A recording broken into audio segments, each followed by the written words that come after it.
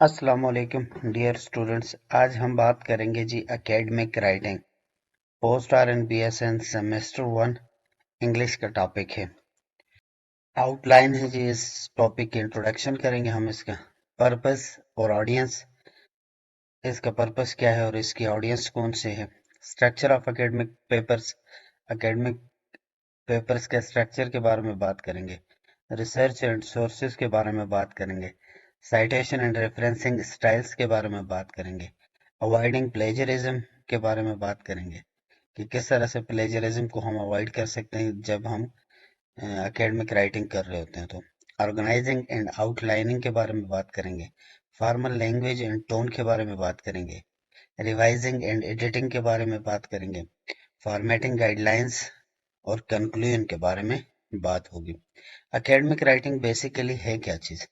Academic writing is a critical skill for students as it allows them to communicate their ideas effectively. ये academic writing जो scholar students होते हैं, BS, MS, PhD वाले जो students होते हैं, उनके जो आइडियाज होते हैं उनको इफेक्टिवली कम्युनिकेट करने के लिए जो हम राइटिंग या स्किल का इस्तेमाल करते हैं उसे एकेडमिक राइटिंग कहते हैं। Contribute to their field of study and engage with scholarly discourse. Academic writing actual में जो हम रिसर्चेस करते हैं, जो हम न्यू स्टडी गैप फाइंड करते हैं, कोई ऐसी राइटिंग जिससे हमारी कम्युनिटी को फायदा हो और कुछ नई चीजों की रिसर्च हो, उसको हम एक्चुअली एकेडमिक राइटिंग कहते हैं। और ये एक प्रॉपर टोन आउटलाइन एक प्रॉपर वे के जरिए की जाती है। Purpose and audience.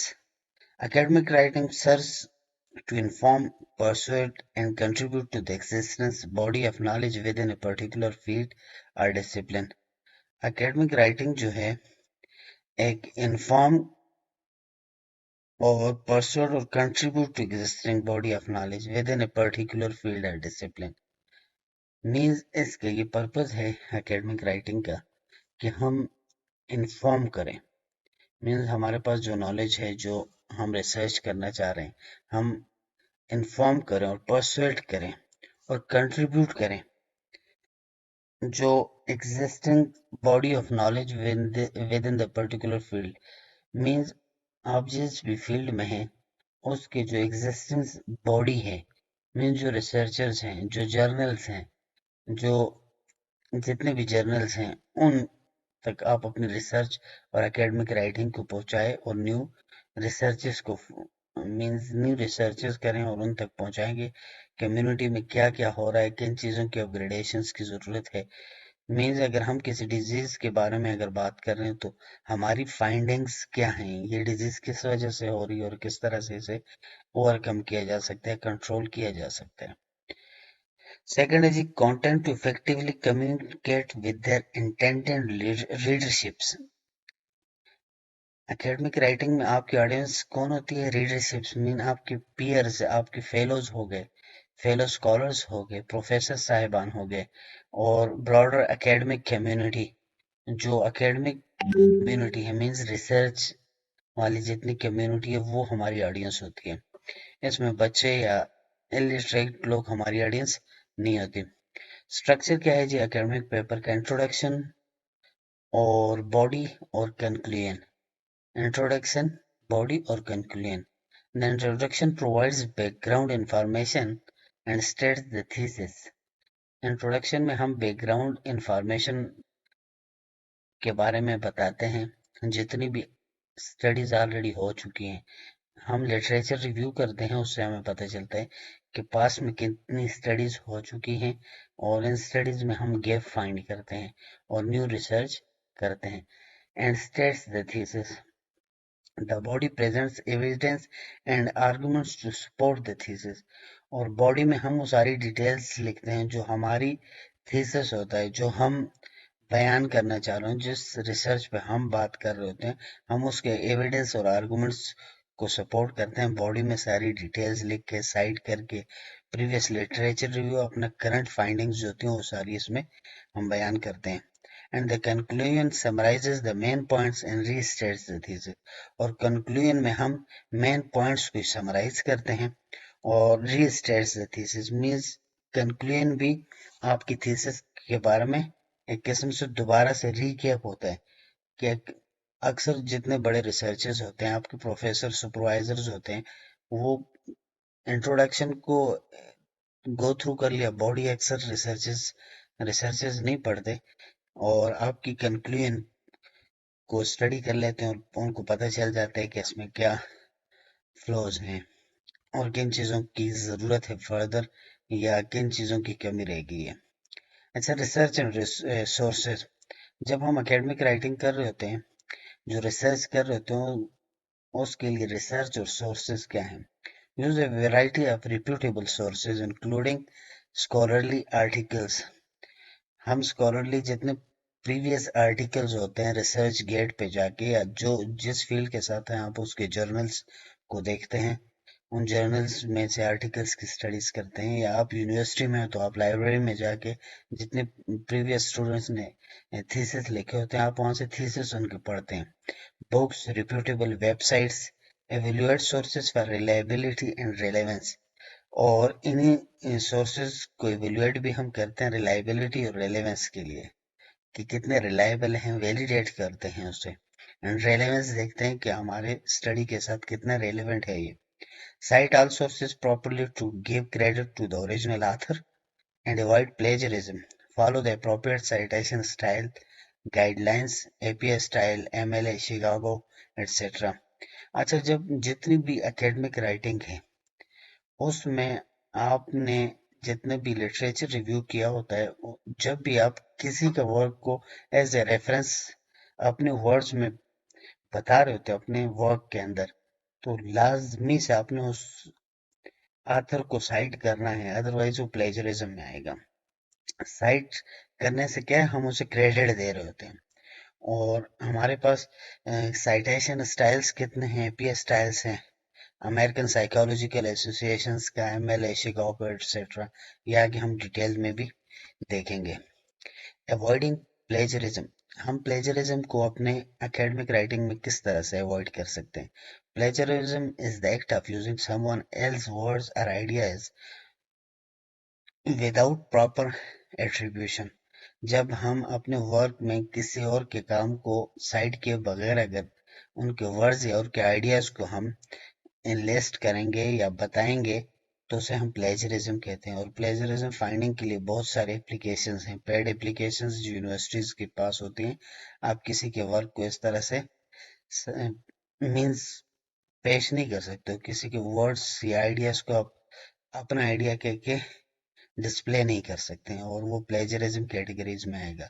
अगर आपने अवॉइड करना है तो प्रॉपरली साइट ऑल सोर्सेज, जितने भी सोर्सेज हैं, लिटरेचर रिव्यू आपने किया हुआ है, जितने सोर्सेज हैं उनके ऑथर्स को, उन बुक्स को, उन जर्नल्स को आपने साइट करना है। Paraphrase information in your own words, site तो आप करोगे ही लेकिन उसको पैराफ्रेज करोगे, मीन्स कि आप कॉपी पेस्ट नहीं करोगे किसी के वर्क को, आप उसको पढ़ के उससे अपना आइडिया कंसेप्ट निकाल के आप लिख दोगे और आप उसको साइट करोगे कि मैंने ये चीज उस आर्टिकल से ली, उस जर्नल से ली। And use quotation marks to direct quotes, और कोटेशन मार्क्स यूज करते हैं। Organising and outlining, outlining help organize thoughts, identify gaps in the argument, and ensure a logical flow of ideas. Use headings, subheadings, and bullet points to organize information and create a clear structure.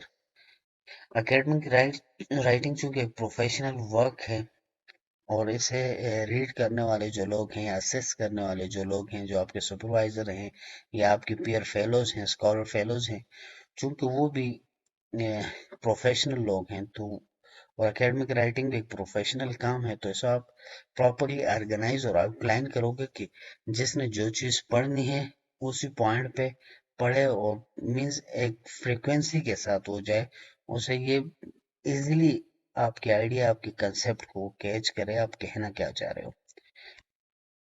Formal language and tone, چونکہ professional کام ہے تو اس میں language professional language use ہوتی ہے، formal language professionalism اور credibility والی language use ہوتی ہے اس میں آپ ایسی لینگویج یوز نہیں کر سکتے ہو جیسے کہ نارملی ہم لوگ یوز کرتے ہیں. یہاں پہ ایک فارمل لینگویج ہوتی ہے جو پروفیشنلزم اور کریڈیبلٹی کو کنوے کرتی ہے.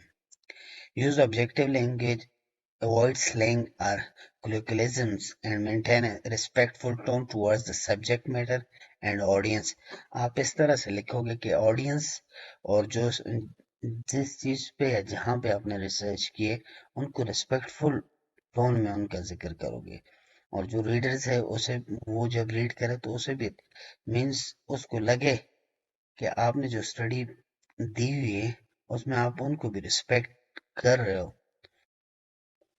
Revising and editing. Strategies for revising and editing your work. Take breaks between writing and revising. Read your work aloud and seek feedback from peers and professors. Feedback from others can provide valuable insights and help identify areas for improvement. ایک تو آپ جب بھی article writing کرتے ہو، اپنے academic writing کرتے ہو، تو ایک ہی دن میں 1 گھنٹے 2 یا مسلسل ایک ہی دن میں اسے ایک ہی کنٹینیو ایک ہی اس میں نہیں کرنا. ایک تو اسے بریکس میں کرو. سیکنڈلی اس کے بعد اپنے جو اسکالر اسٹوڈنٹس ہیں آپ کے ساتھ، آپ کے دوست ہیں، ان کو ریویو کراؤ، ریوائز کراؤ، ایڈٹ کراؤ، اپنے پروفیسر سپروائزر کو دکھاؤ تاکہ وہ لوگ اپنا ویلیوبل انسائٹ اس میں ایڈ کریں اور مزید اس میں امپرومنٹ کریں آپ کے ورک میں. کنکلوژن یہی ہے، recap the main topic discussed and their importance in academic writing. تو آج کا جو ہمارا مینلی ٹاپک تھا اکیڈمک رائٹنگ کا، اس کو ایک مینز ایک سمرائز کرتا ہوں میں. اکیڈمک رائٹنگ کیا ہے؟ پروفیشنل رائٹنگ وہ ہے جو اسکالرس کرتے ہیں. B S M Phil P H D والوں کو اسکالر کہا جاتا ہے. بی ایس والے بھی مینس ریسرچز کرتے ہیں.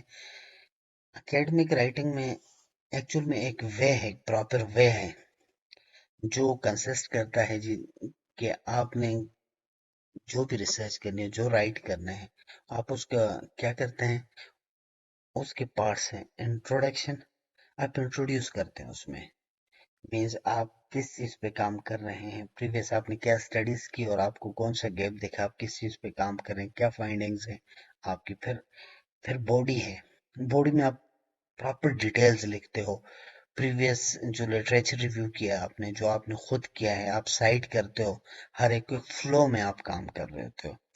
اور پھر ایک ٹرانزیشن فیز آپ کر کے کنکلوژن کی طرف جاتے ہو. میں نے تینوں پارٹ میں آپ ٹرانزیشنز بھی کرتے ہو. اینڈ پہ جب انٹروڈکشن کے پارٹ کو آپ ختم کر رہے تو وہاں پہ ایک ٹرانزیشن وے آپ لے آتے ہو کہ یہ باڈی کی طرف آپ موو کر دیتے ہو. پھر باڈی کا جو سارا آپ اپنا کانٹینٹ اپنا ڈیٹا لکھتے ہو، پھر اینڈ پہ آپ ٹرانزیشن کرتے ہو کنکلوژن کی طرف.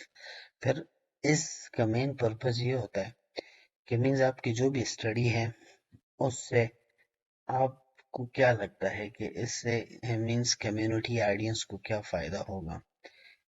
وہ آپ ویسے تو نہیں کر رہے نا کسی عام ٹاپک پہ، اور آپ کو جو ریڈ کر رہے ہوں گے، جو آپ بعد میں پبلش کر رہے ہوں گے، تو وہ بھی پروفیسرز اور ایسے لوگ ہوں گے، پروفیشنلز لوگ ہوں گے.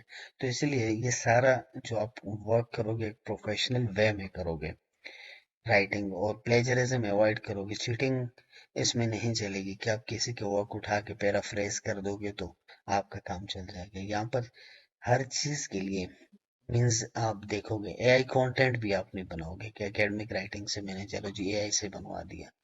تو یہ ساری چیزیں مانیٹر ہوتی ہیں.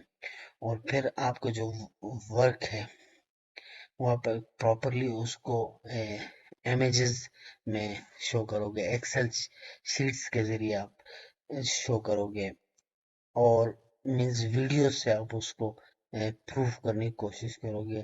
ایک پراپر اکیڈمک رائٹنگ وے ہے جس کے ذریعے آپ پروف کرو گے کہ جو آپ سمجھتے ہو اور جو آپ نے رائٹ کیا ہے یہ ایکوریٹ ہے اور یہ آپ کی فائنڈنگز ہیں. تو یہ ٹوٹلی اکیڈمک رائٹنگ تھا. اس کے پرپز، اسٹرکچر، سائٹیشن اور یہ ساری چیزیں ہم لوگوں نے اس پہ بات کی. آئی ہوپ آپ کو اس کی سمجھ آئی ہوگی. Thank you.